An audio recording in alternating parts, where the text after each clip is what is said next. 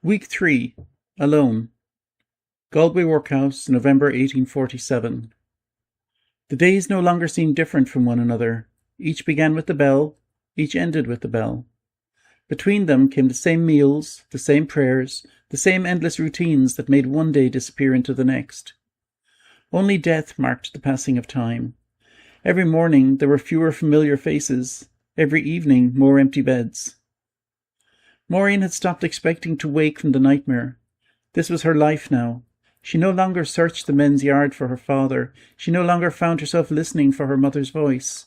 Grief had become quieter, not smaller, simply quieter.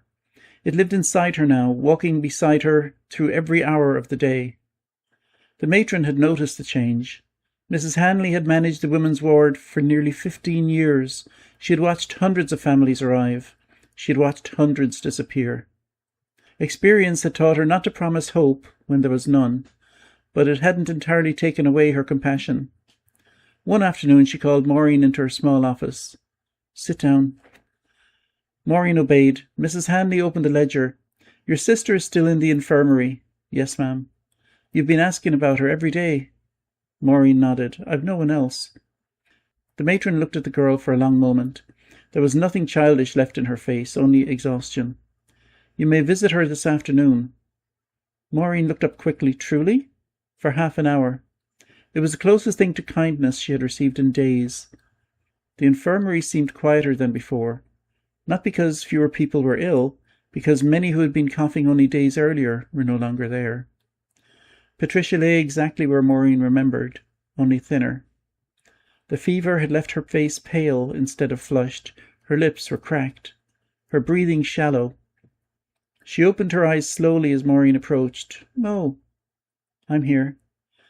Patricia smiled weakly. "I thought you forgot me." "I never could."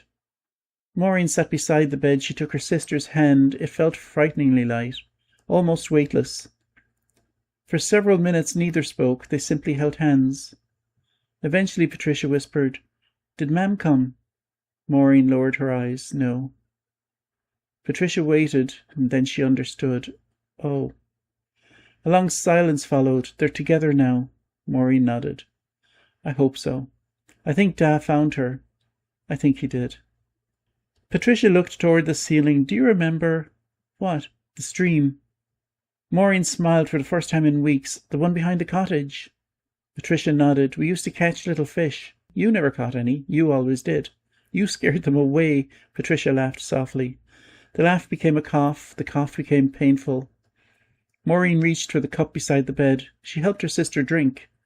"I'd like to see it again," Patricia whispered. "So would I." Neither believed either of them ever would.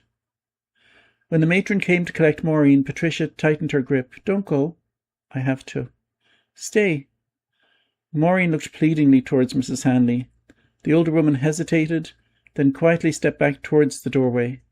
"You've another few minutes." She looked away, pretending not to notice. That night Maureen lay awake, remembering happier days. Not grand memories, simple ones.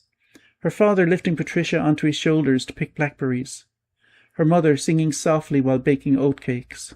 Patricia teasing her because she was afraid of the neighbour's old goose. How extraordinary ordinary life now seemed. The bell rang before dawn. Then again, not the usual bell, a different one. Slow. Measured.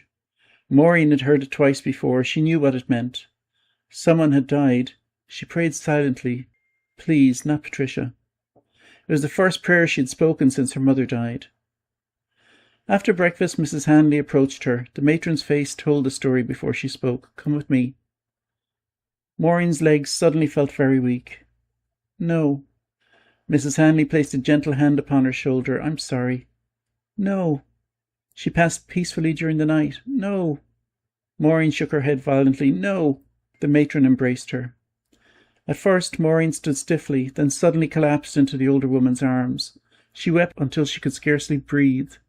Not loudly, not wildly, just the quiet, exhausted sobbing of a child who had nothing left to lose. Mrs. Hanley remained with her until the tears subsided. Then she spoke very softly. "Would you like to see her?" Maureen nodded. Patricia looked younger somehow, without the fever, without the pain. She almost appeared asleep. Maureen brushed a loose strand of hair away from her sister's face. "You left me." The words came quietly, not accusing, simply true. "I know you didn't mean to." She smiled through her tears. "You always did everything before me." She laughed weakly. "You even got to heaven first." She leaned down and kissed Patricia's forehead. It was cold. "I'll remember the stream." Another pause. "I promise." The burial took place that afternoon. Like her parents, Patricia was buried in the workhouse cemetery. There was no individual grave marker, only rows upon rows of freshly turned earth. A chaplain spoke prayers, names were read, then another group was brought forward. There were too many funerals for longer ceremonies. Maureen stood alone. 3 weeks earlier she had entered the workhouse with her father, her mother and sister. Now she watched the last member of her family disappear beneath the Irish soil. She was 13 years old. She had become an orphan. Life inside the workhouse changed immediately, not because the rules were different, because no one belonged to her anymore. No hand reached for hers at night. No familiar voice called her name. No one asked whether she had eaten, whether she was warm, whether she had slept. She had become one child among hundreds. One more name in the ledger, one more bed in the orphan ward. That evening, Mrs. Hanley brought her a folded blanket. "It isn't new." Mary looked at it. "It belonged to another girl." The matron hesitated. She left for relatives. It was a small kindness, the first possession Maureen could truly call her own. "Thank you." Mrs. Hanley nodded, then paused before leaving. "You'll hear people say that orphans have no family." Maureen looked up. "They're wrong." She frowned. "They carry them." The matron touched her own chest. "Here." She smiled sadly. "As long as you remember them, they're never entirely gone." That night, Maureen wrapped herself in the blanket. She lay staring into the darkness of the crowded dormitory. Around her, girls coughed. Some cried quietly. Others whispered names in their sleep. She understood now that many of them were doing exactly what she was, trying desperately to remember the sound of voices that famine had stolen. Outside, cold rain beat against the windows of the Galway workhouse. Inside, another orphan closed her eyes. There was no one left in all the world who shared her name. No one left who remembered the little cottage where she had been born. No one left who had watched her take her first steps. The O'Neill family had become a single child, and that child was now entirely alone. Week 4, the Orphan Ward. Galway Workhouse, November 1847. The orphan ward was louder than the dormitory Maureen had shared with her mother. Not happier, simply louder. Nearly 100 girls slept there, ranging from toddlers who had somehow survived without parents to young women almost old enough to leave the workhouse. Beds stood so close together that there was scarcely room to walk between them, and every cough, nightmare, whispered conversation, or sobbed belonged to everyone. Privacy had ceased to exist. It was one more thing the famine had taken. On her first evening, Mrs. Hanley led Maureen to an empty bed near the middle of the room. "This one's yours." It was little more than a narrow wooden frame with a straw mattress so thin she could feel the boards beneath it. She placed the blanket Mrs. Hanley had given her the previous week upon it. It immediately became the most valuable thing she owned. Around her, girls watched without speaking. Every newcomer was measured. Who looked weak? Who looked frightened? Who might be easy to push aside? Maureen kept her eyes lowered. She had already learned that attracting attention in the workhouse was seldom wise. The bell rang for supper, another bowl of thin stirabout, a heel of coarse bread. It disappeared almost as soon as it was served.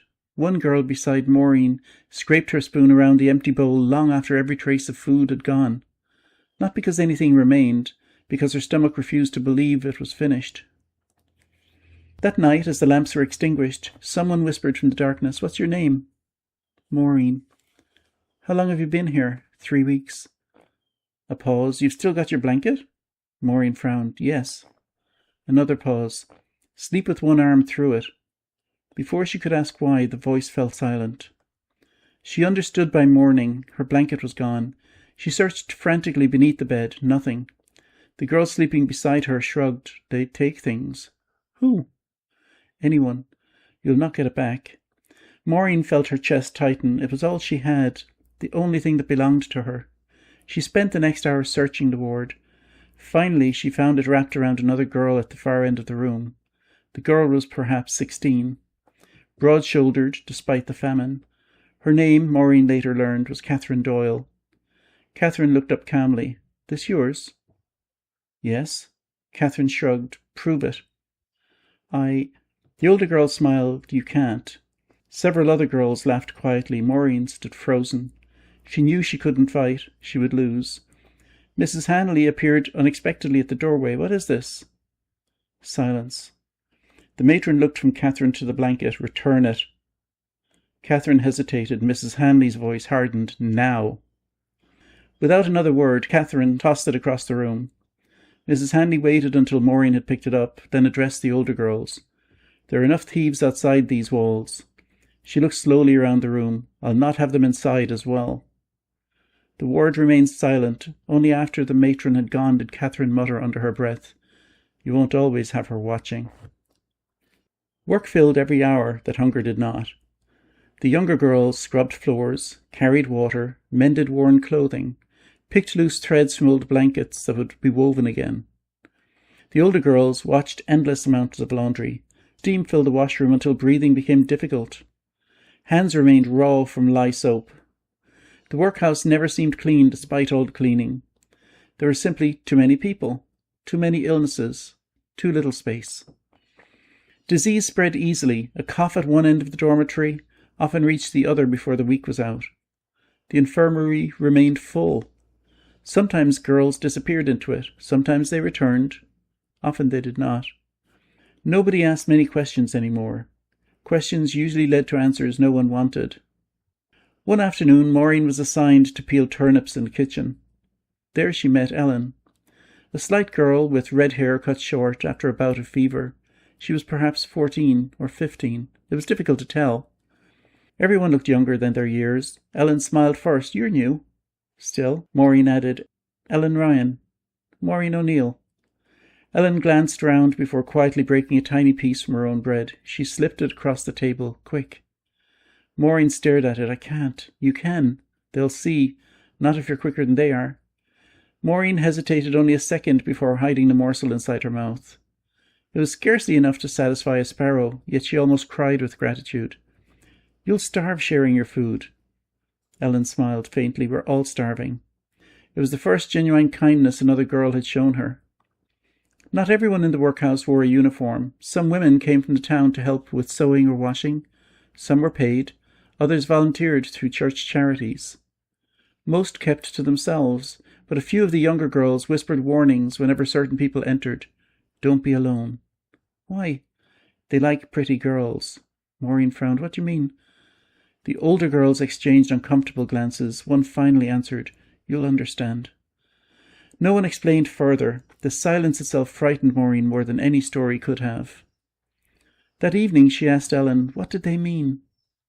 Ellen stopped sewing. "You've no parents?" "No." "No older sister now?" Maureen shook her head. Ellen lowered her voice.